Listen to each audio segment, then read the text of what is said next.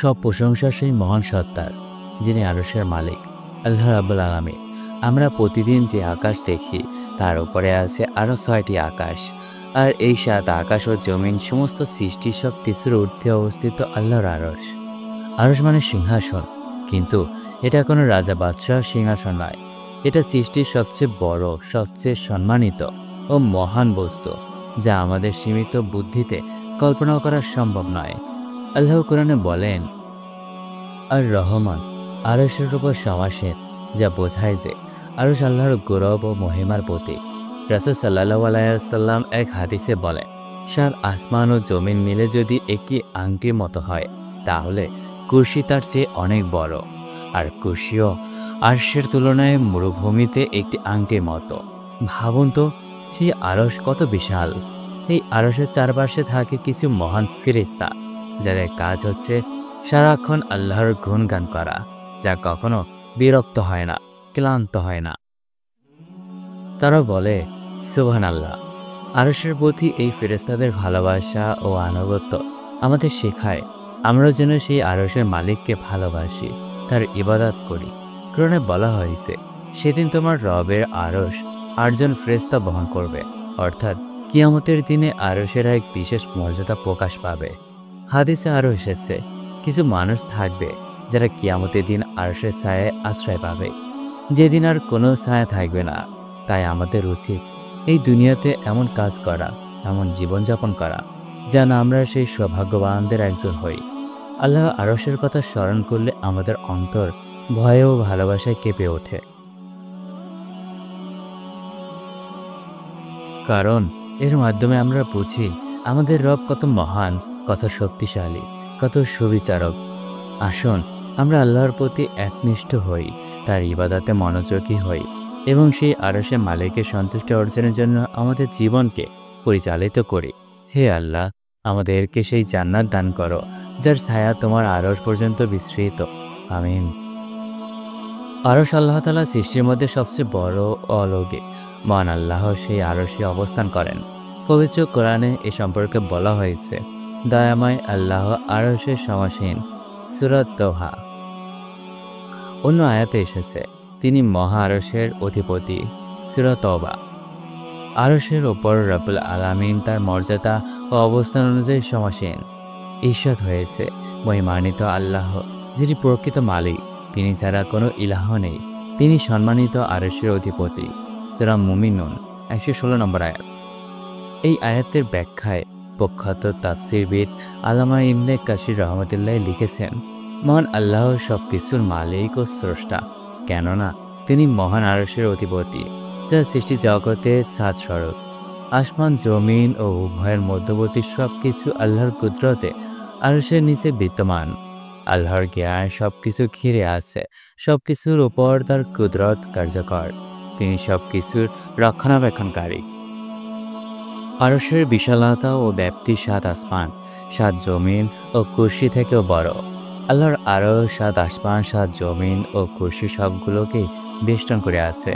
হযরত ইবনে মাসউদ রাদিয়াল্লাহু থেকে বর্ণিত, তিনি বলেন, আসমান ও জমিনের দূরত্ব 500 বছর, প্রত্যেক আসমানের দূরত্ব 500 বছর, সপ্তম আসমান ও কুরসির দূরত্ব 500 বছর, কুরসি ও পানির দূরত্ব 500 বছর।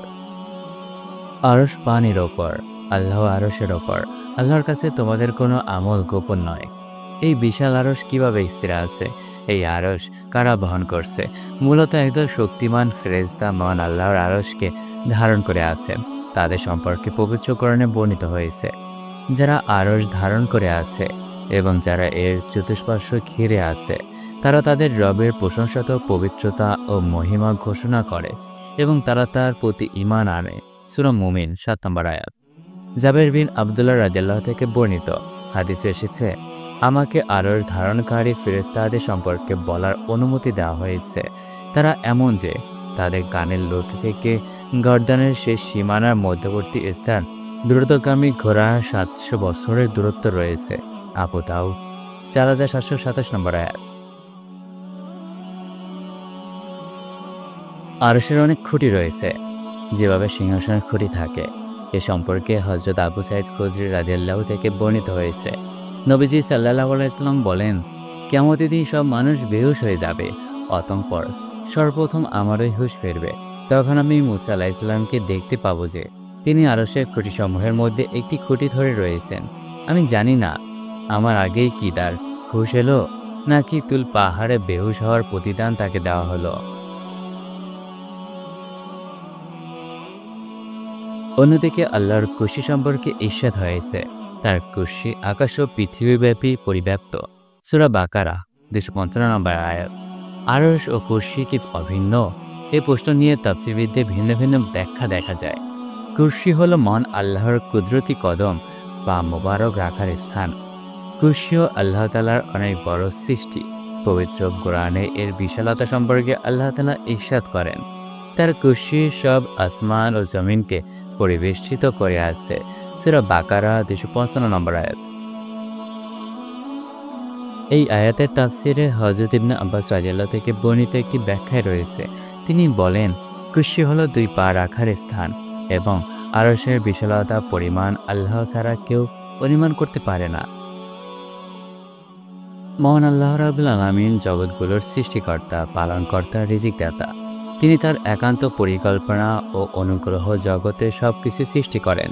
সেও পরিকল্পনা সাজিয়েছেন জগতের সবকিছু। তিনি এতই ক্ষমতাবান যে কোনো কিছু সৃষ্টির নিমিত্তে তা ইচ্ছা যথেষ্টই।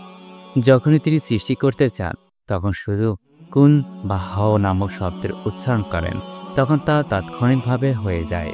পবিত্র কোরআন মাজিদে আল্লাহ বলেন, তার ব্যাপারে তো এই যে তিনি যখন কোনো কিছু করতে ইচ্ছা করেন তখন তিনি কেবল বলেন হও, ফলে তা হয়ে যায়। সূরা ইয়াসিন আয়াত ৮২।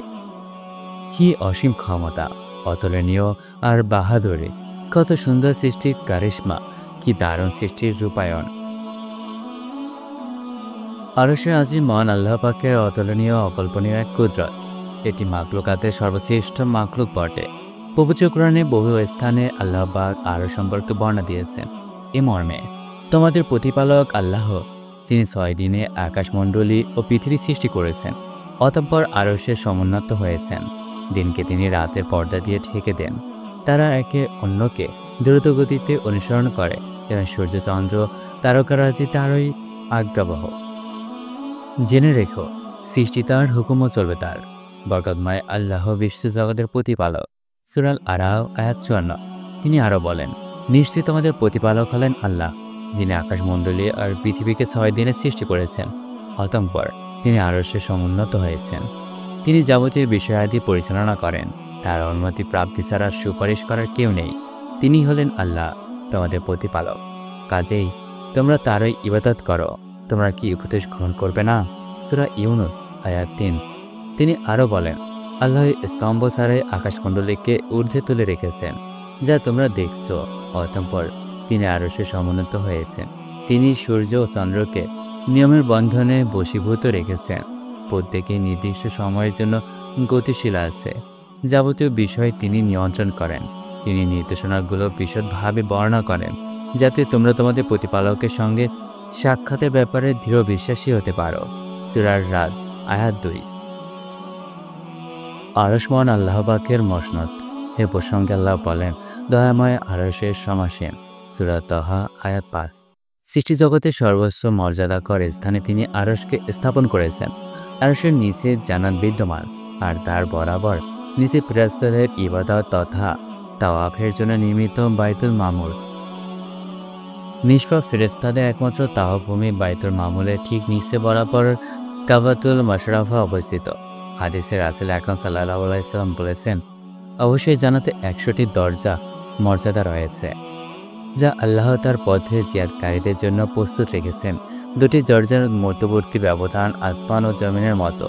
সুতরাং তোমরা যখন আল্লাহর কাছে জান্নাত চাও, তখন জান্নাতুল ফিরদৌস চাইবে, কারণ তা হলো জান্নাতের মধ্যভাগ ও জান্নাতের উপরিভাগ। তার উপরে রয়েছে রহমানের আরশ, আর সেখান থেকেই প্রবাহিত হয় জান্নাতের নদীমালা। সহিহ বুখারী হাদিস ২৭৯০।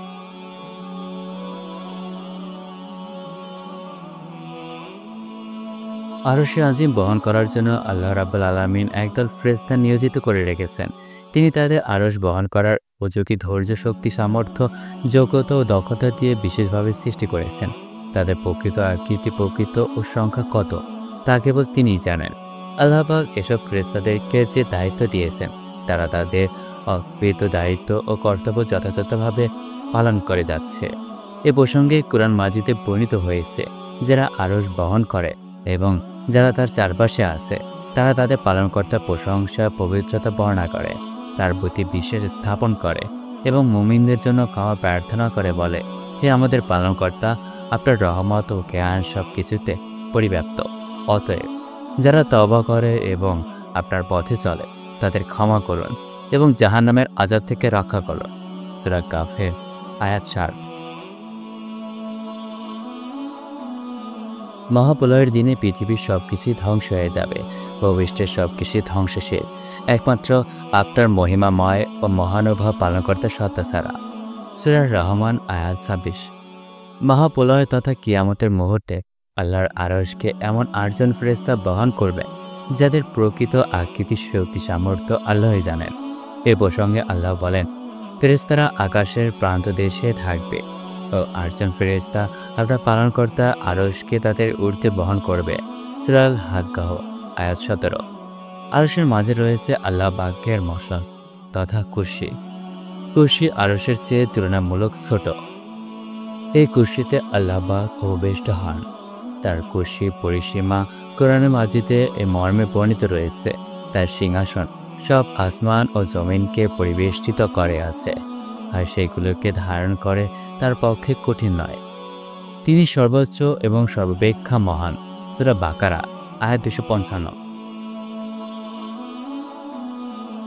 পৃথিবীতে সূর্য প্রতিনিয়ত উদিত ও অস্তগামী হয়।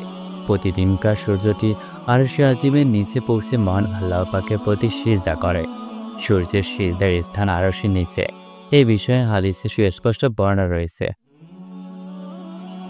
নবী করিম সাল্লাল্লাহু আলাইহি ওয়াসাল্লাম সূর্য অস্ত যাওয়ার সময় আবু যর রাদিয়াল্লাহুকে বলেন, তুমি কি জানো সূর্য কোথায় যায়? আমি বললাম, আল্লাহ এবং তার রাসূলই ভালো জানেন। তিনি বললেন, তা যেতে যেতে আরশের নিচে গিয়ে সিজদায় পড়ে যায়। অতঃপর সে আবার উদিত হওয়ার অনুমতি চায় এবং তাকে অনুমতি দেওয়া হয়। আর শীঘ্রই এমন সময় আসবে যে সিজদা করবে কিন্তু তা কবুল করা হবে না, এবং সে অনুমতি চাইবে কিন্তু তাকে অনুমতি দেওয়া হবে না। তাকে বলা হবে, যে পথ দিয়ে এলে ওই পথেই ফিরে যাও। তখন সে পশ্চিম দিক হতে উদিত হয়। এটাই মর্ম হলো মহান আল্লাহর বাণী। আর সূর্য নিজ গন্তব্যে অথবা কক্ষপথে চলতে থাকে। এটা পরাক্রমশালী মহান আল্লাহর নিয়ন্ত্রণ। আরশে আজিম অতি মূল্যবান স্থান, যে স্থানে কেবল আল্লাহর জন্যই। আরশ হলো সৃষ্টি জগতের সাত সড়ক।